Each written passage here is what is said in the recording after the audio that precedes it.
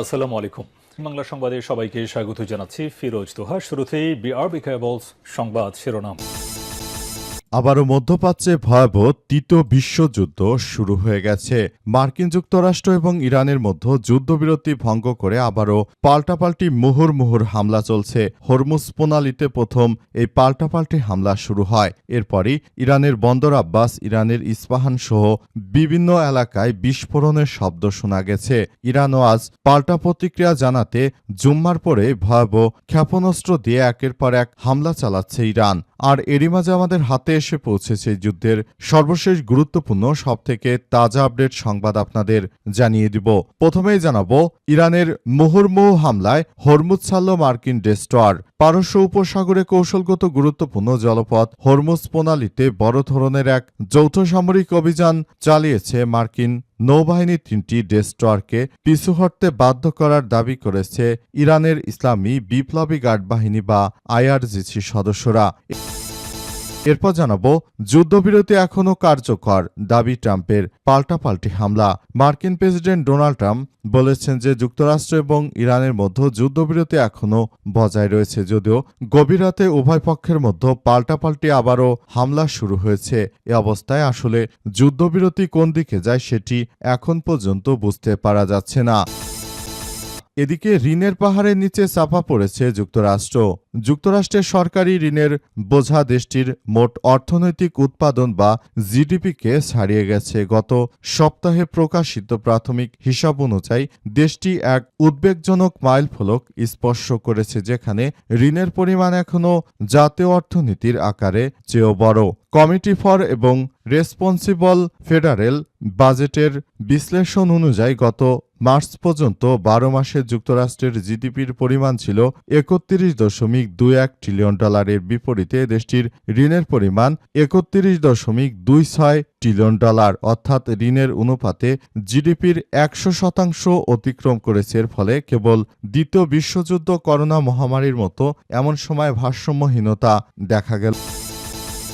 এবারে জানাবো, মমতা হারেননি, তাকে হারানো হয়েছে, জানালেন অখিলেশ যাদব। মমতা হারেননি, তাকে হারানো হয়েছে এমন মন্তব্য করেছেন সংসদ সদস্য অখিলেশ যাদব। আজ বিধানসভা নির্বাচনে লজ্জাজনক পরাজয়ের পর তৃণমূল সুপ্রিমো মমতা বন্দ্যোপাধ্যায়ের সঙ্গে দেখা করতে এসে এমন মন্তব্য করেছেন তিনি। এবং সর্বশেষ জানাবো, বাংলাদেশে অপরিশোধিত তেল নিশ্চিত হওয়ায় ফের ইস্টার্ন রিফাইনারির উৎপাদন শুরু।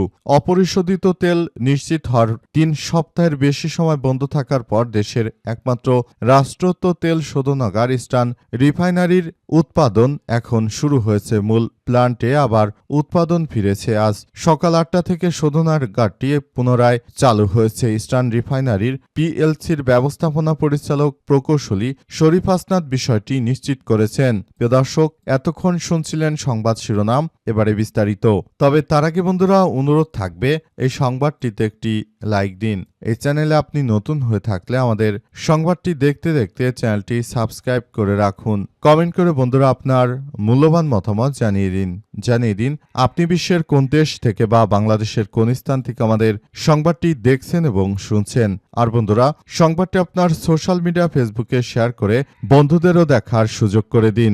গাজা যুদ্ধে আপনি যদি নিরীহ ফিলিস্তিনিদের ভালোবেসে থাকেন, কমেন্টে ইয়েস লিখে পুরো বিশ্বকে আমাদের এই তাজা আপডেট সংবাদটি দেখার সুযোগ করে দিন। এবারে বিস্তারিত। ইরানের মুহুর্মুহু হামলায় হরমুজ ছাড়ল মার্কিন ডেস্ট্রয়ার। পারস্য উপসাগরে কৌশলগত গুরুত্বপূর্ণ জলপথ হরমুজ প্রণালীতে বড় ধরনের এক যৌথ সামরিক অভিযান চালিয়েছে মার্কিন নৌবাহিনী। 3টি ডেস্ট্রয়ারকে পিছু হটতে বাধ্য করার দাবি করেছে ইরানের ইসলামী বিপ্লবী গার্ড বাহিনী বা আইআরজিসি। পারস্য উপসাগরে কৌশলগত গুরুত্বপূর্ণ জলপথ হরমুজ প্রণালীতে বড় ধরনের এক যৌথ সামরিক অভিযান চালিয়ে মার্কিন নৌবাহিনীর 3টি ডেস্ট্রয়ারকে পিছু হটতে বাধ্য করার দাবি করেছে ইরানের ইসলামী বিপ্লবী গার্ড বাহিনীর সদস্য।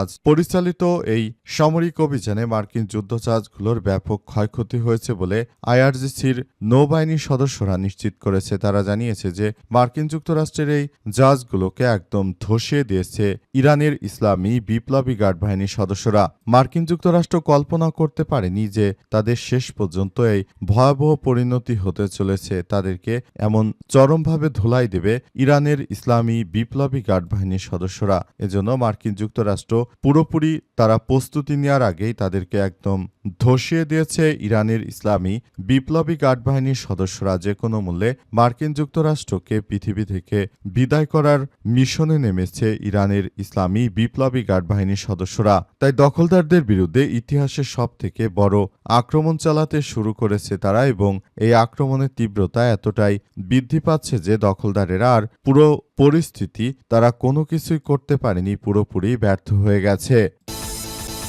পাল্টাপাল্টি হামলার পরও ট্রাম্প বলছেন যুদ্ধবিরতি এখনও কার্যকর।